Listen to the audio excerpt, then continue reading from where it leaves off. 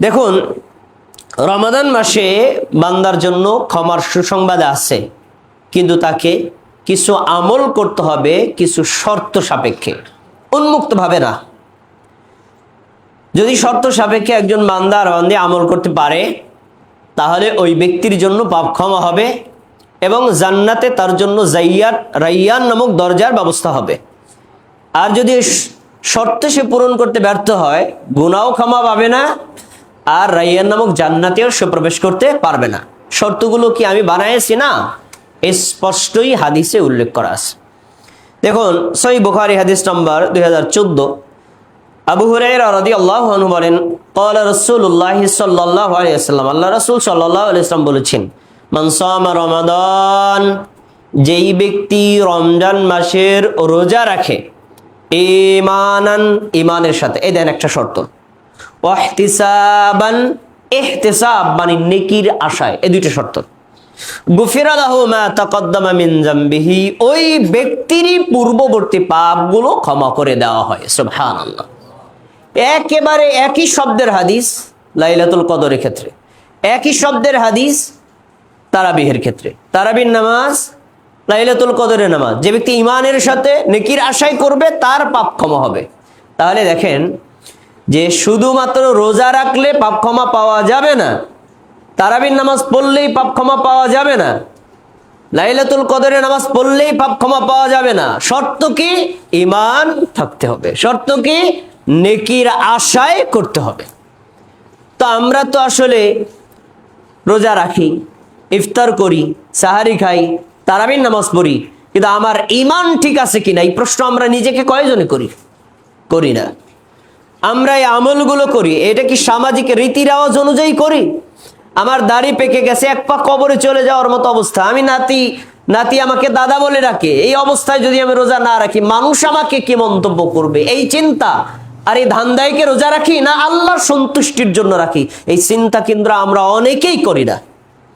তাহলে যেই বান্দা, যে বান্দি, যে পুরুষ আর যে নারী, যে মুসলিম আর যে মুমিন, এই দুইটা শর্ত পূরণ করতে ব্যর্থ হবে, ঈমান থাকবে না যার, রমজানে ক্ষমাও হবে না তার, আর নেকির আশায় ইবাদত করবে না যে, ক্ষমাও পাবে না সে। একেবারে স্পষ্ট শর্ত হাদিসে দেওয়া। তাহলে আমরা এই দুইটা শর্ত পূরণ করব। 3 নম্বর, রমাদান মাসে অবশ্যই আপনাকে কাবীরা গুনাহ পরিত্যাগ করতে হবে। এটা কি রমজান মাসের জন্য খাস? অন্য মাসেও খাস, কিন্তু এটাকে কেন করে বলা হলো? কারণ রমজান মাসে ক্ষমা থেকে বঞ্চিত হয় ওই পাপী যে কাবীরা গুনাহে লিপ্ত হয়। হাদিস স্পষ্টই উল্লেখ করা আছে, সহিহ মুসলিমের হাদিস।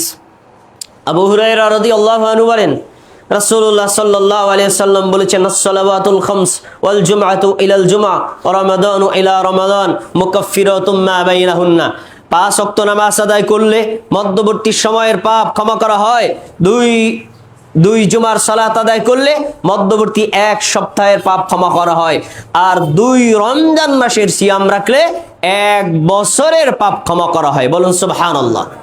আমি যদি এখানেই ফুল স্টপ করি, হাদিসের হক আদায় হবে না।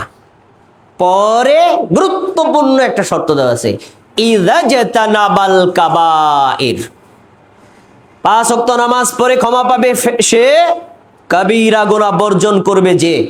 2 জুমার সালাত আদায় করে 1 সপ্তাহের পাপ ক্ষমা পাবে সে, কাবীরা গুনাহ বর্জন করবে যে।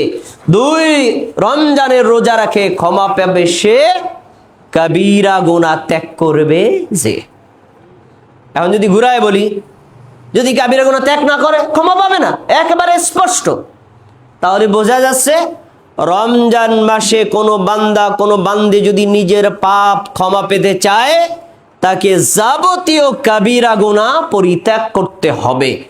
ইতিপূর্বে করে থাকলে আল্লাহর কাছে তাওবা করে ইস্তেগফার করে ক্ষমা চেয়ে নিতে হবে, তাহলে সে ক্ষমা পাবে। এরপরে রমজান মাস শুধুমাত্র কি কাবীরা গুনাহ না, অন্যান্য পাপ ছেড়ে দিতে হবে। এটাও রোজার সংজ্ঞার একটি সংজ্ঞা।